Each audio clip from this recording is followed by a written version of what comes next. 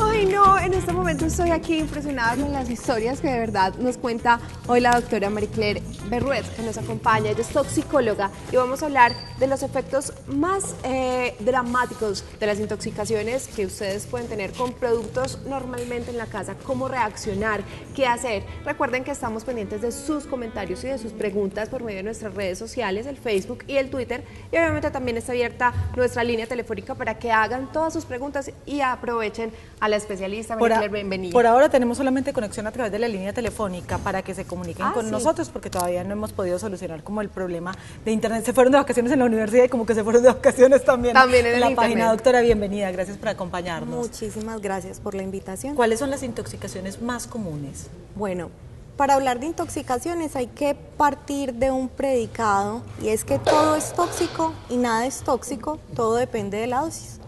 Entonces, uno puede hacer una intoxicación con un producto, con un medicamento, uno puede hacer una intoxicación con un plaguicida, pero en Antioquia la principal causa de intoxicaciones en la parte urbana indiscutiblemente son los medicamentos, y en la parte rural la primera causa son los plaguicidas, con lo que las personas generalmente fumigan los diferentes cultivos. Pero hablemos entonces de los efectos y de cómo reaccionar. Muchas veces, obviamente vemos en las personas adultas que consumen este tipo de productos, obviamente es cuando intentan acabar con su vida, pero por ejemplo, ¿qué pasa cuando los niños muchas veces están gateando, empiezan en esta etapa que todo lo quieren ver, oler, probar, empiezan a consumir este tipo de productos? Cuando el padre se da cuenta que el niño los consumió, ¿qué es el primer paso que debe seguir? Bueno, esa es una excelente pregunta, porque los niños conocen el mundo a través de la boca, y esa es una de las principales causas de toxicidad en los niños, los accidentes. Generalmente siempre estuvimos en el curso de primeros auxilios donde nos decían dele leche, dele aceite, póngalo a vomitar. Y todo eso, a la luz de la evidencia actual, eso ya está reevaluado. Entonces, el mejor consejo que le pudiéramos dar a las personas que nos están escuchando en este momento es que conozcan los sitios donde hay toxicología y que nunca subestimen nada. Porque el gran problema de las intoxicaciones es que hay unas intoxicaciones que tienen unos periodos que denominamos de latencia. Quiere decir que aunque el paciente esté muy bien, probablemente en unas horas está haciendo un proceso de daño, un proceso que generalmente ataca o compromete varios órganos, y es en varias horas cuando ese paciente va a estar mal. Entonces, lo primero que tienen que hacer es que no debemos hacer ninguna de esas otras medidas que tradicionalmente creíamos, y llama muchísimo la atención porque se ven muy frecuentemente, y buscar ayuda. El momento clave en un paciente intoxicado es en la primera hora. O sea, entonces, coja el frasco y váyase corriendo a una clínica que tenga toxicología. Y eso es fundamental, porque en medio del susto y el corre-corre, entonces yo llego y ¿qué fue lo que se tomó? No sé, ¿cómo era el frasco? En medio del susto muy probablemente no me acuerde. Entonces, necesitamos a alguien que conserve la calma en ese momento, que si el niño cogió, digamos, no supe ver cuál fue el medicamento que estaba tomando, que se lleve todos los blisters para que se haga una buena correlación con la clínica del niño. Tanto en los niños como en los adultos, ¿cuáles son las primeras manifestaciones de una intoxicación? Las intoxicaciones son cuadros multiorgánicos. Indiscutiblemente uno de los primeros signos o síntomas pueden ser los del tracto gastrointestinal: vómito, diarrea, dolor abdominal, pero también pueden comprometer otros órganos, y generalmente cuando vemos, por ejemplo, a los pacientes con alteraciones en la conciencia, que no se despiertan, que los llamo y no me responden, ese es un signo muy temprano de que algo está pasando, y esa, por ejemplo, es una de las signos más frecuentes y tempranos en la intoxicación etílica, que pensamos que el alcohol no es tóxico, y el alcohol es una sustancia tóxica como cualquiera. ¿Qué es lo que pasa? Porque en este momento, si nosotros nos llega a ocurrir ese tipo de cosas en la ciudad, pues sabemos que corremos con varios centros de cuarto nivel, donde hay varios toxicólogos que nos pueden prestar ayuda. Pero ¿qué pasa si esto sucede en una vereda retirada de un sitio de ayuda? ¿Qué pasa si un corregimiento, que el primer sitio de atención es un hospital de primer nivel y no está cerca? Es una muy buena pregunta, porque nuevamente la idea es tratar de evitar las medidas en casa. Aunque estemos en un hospital de primer nivel, en ese hospital cuentan por lo menos con unos elementos mínimos para hacer un lavado gástrico, para poner carbón activado y para iniciar un proceso de remisión a sitios donde cuenten con toxicología y podamos continuar con ese manejo un poquito más complejo. Pero hay veces siempre nos quedamos en la casa, esperemos, a ver, yo espero a ver qué pasa. No ha pasado nada. Y esa primera hora es clave. Es como en el trauma, ¿cierto? Es una hora dorada donde se le pueden hacer las cosas. Y una de las cosas que es importante como mencionar y que la gente conozca es que las intoxicaciones generalmente ocurren de 10 a 35 años en la etapa productiva. Entonces, una secuela en esa edad es algo que pudiéramos como evitar. Dejar huella. ¿Cuáles son, hablando de secuelas, cuáles son esas marcas que deja una intoxicación no tratada a tiempo? De todo tipo, tan comunes como la ceguera asociada al metanol, que por eso le tenemos miedo al alcohol adulterado, hasta pacientes que quedan con encefalopatías, con alteraciones neurológicas, con alteraciones en el movimiento, con alteraciones hepáticas, compromiso de todo el tracto digestivo y por supuesto la muerte, que es la principal. Es muy común ver cómo una de las modalidades de robo involucra la sustancia que muchos conocen como la escopolamina, pues otros como la burundanga.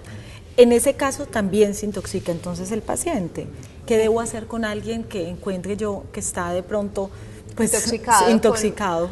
Nuevamente, yo pienso que en el momento en que estamos es importante siempre tener una sana sospecha, y yo siempre le digo a los pacientes que prefiero que sobren precauciones y no que falten. Hay veces como tan rara, pero yo puedo ver lo que quiero creer, ¿cierto? Ajá.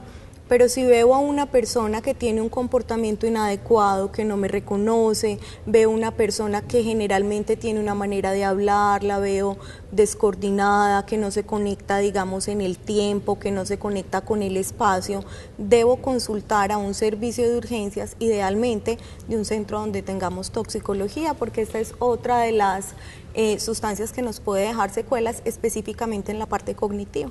Estamos mencionando mucho el alcohol y quiero pues hacer un poco más de énfasis en este tipo de productos, porque el alcohol es una sustancia supremamente permitida a nivel social. Es más, el raro es el que no toma. Exacto, todas las reuniones sociales, tómate uno, querida, tómate uno.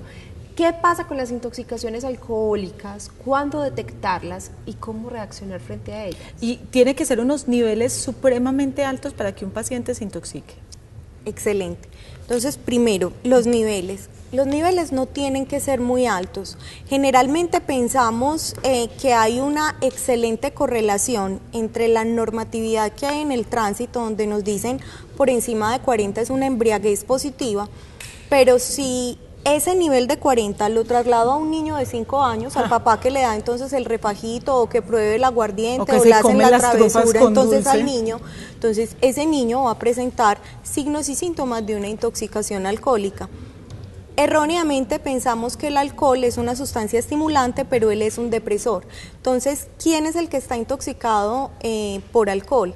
Es ese borrachito que se quedó ahí dormido, ¿cierto? Que hay veces va a vomitar y entonces lo que hacemos es que lo acostamos boca arriba y dejamos todo el escenario perfecto para que se broncoaspire. Cuando ese paciente no está respondiendo, cuando uno lo ve entonces que está muy quedadito, esa es una intoxicación alcohólica, es una urgencia y deberíamos consultar. Porque es que uno se muere de la risa, ay mira se quedó dormido, jaja, y está vomitando, o y el otro día vuelve y está broncoaspirado, incluso puede llegar a la muerte.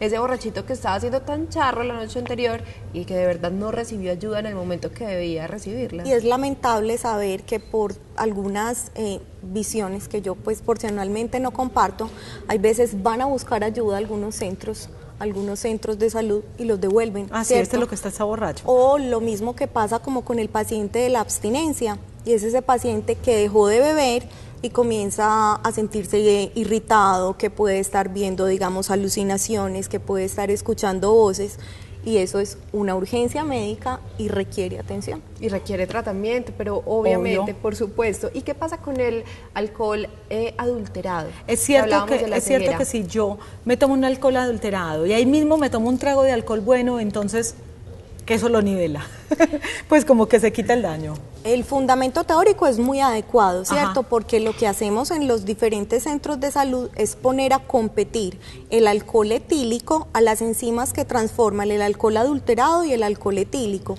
Pero no basta solo un traguito, entonces para poder garantizar que funcione el alcohol etílico debemos llevarlos a unos niveles muy altos, en este caso sí son muy altos, y es casi llevar al paciente a una embriaguez grado 2 de 120 miligramos de alcohol en sangre. Entonces, así que necesitamos tener monitoreado, porque es una de las intoxicaciones tal vez más difíciles de manejar, sobre todo porque lo común es que una persona comience con cerveza, siga con aguardiente, combinen muchísimos licores, entonces eso hace que la clínica se vuelva mucho más difícil de diagnosticar. Tenemos a alguien en la línea, pero no escuché, a Diana. Diana, ¿cómo estás? Hola, ¿cómo estás? Muy bien, ¿y tú cómo te ha ido?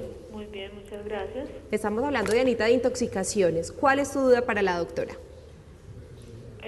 Bueno, mira, yo no tengo ninguna duda, simplemente quiero decirles algo, participar pues. Claro que sí. Bueno, mira, simplemente pues a mí me parece, yo tuve en estos días, pues pienso que la intoxicación no se da simplemente por lo que ustedes están hablando, también es la manipulación del alimento. Para allá iba, ya iba a preguntar por allá, Dianilla, pero cuéntanos. No, pues yo estuve en estos días en Santa Elena, yo estaba bien. Ajá. Y bueno, de un momento a otro me desmayé. Y esto pues estamos hablando de los mismos síntomas que la doctora dice. Ajá. Pero de verdad, muchas veces también hay hospitales como el que está en Santa Elena y es muy bueno. Y es lo que ya estaba hablando pues de las prioridades de los hospitales. Y prefiero ese a estar intoxicada en una clínica como de acá. Ajá. Ahí mismo te atendieron, te fue bien, gracias a Dios. ¿Con qué te intoxicaste? Con un chop suey. Ay, no, con un chop sueycito. Ah, listo, listo, Dianilla. Ya iba justamente a preguntar de la intoxicación por alimentos. Bueno, gracias por tu participación, muy oportuna. Muy bien, chao. Chao. Esa es justamente la pregunta que yo le quería hacer. ¿Cuáles son los alimentos con los que más comúnmente se intoxica la gente? Bueno, Diana introduce una parte fundamental y es la manipulación de los alimentos, ¿cierto? Entonces, no es que sea un alimento en específico, sino la manera como los manipulan y la manera como los conservan. Cuando hablamos de intoxicación alimentaria o intoxicación por alimentos, en ocasiones es más la contaminación bacteriana que puede haber. Me explico.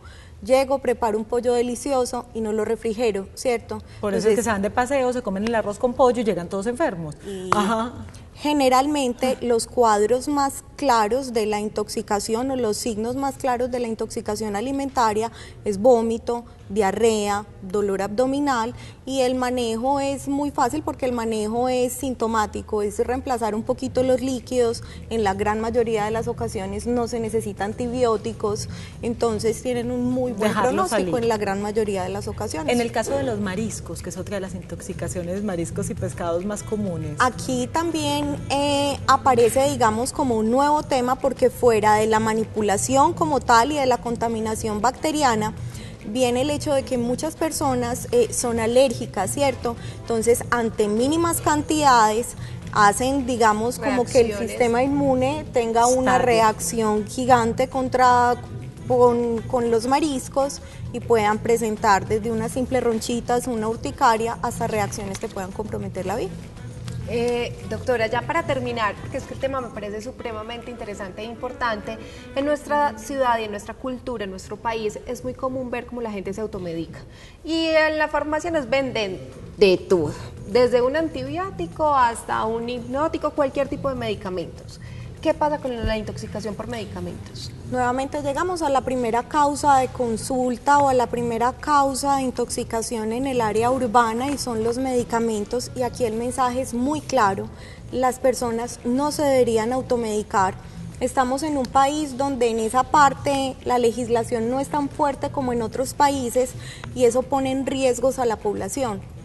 porque generalmente yo hago lo mejor que puedo con lo que tengo. Entonces resulta que me mandaron un medicamento excelente y por correo de voz le digo a mi amiga y ella le dice a otra persona, y resulta que hay veces terminamos tomándonos algunos medicamentos que en algún momento se nos salen de las manos. El caso específico fue el del Zolpidem, donde en un momento todo el mundo abusó de Zolpidem y todavía vemos personas donde lastimosamente, a pesar de que está, digamos, como restringido, todavía hay personas que lo consiguen libremente. Pues claro, gracias, doctora, por acompañarnos. Excelente el tema y qué bueno contar con usted en el programa. Muchísimas gracias. Muchas gracias. Y el agradecimiento.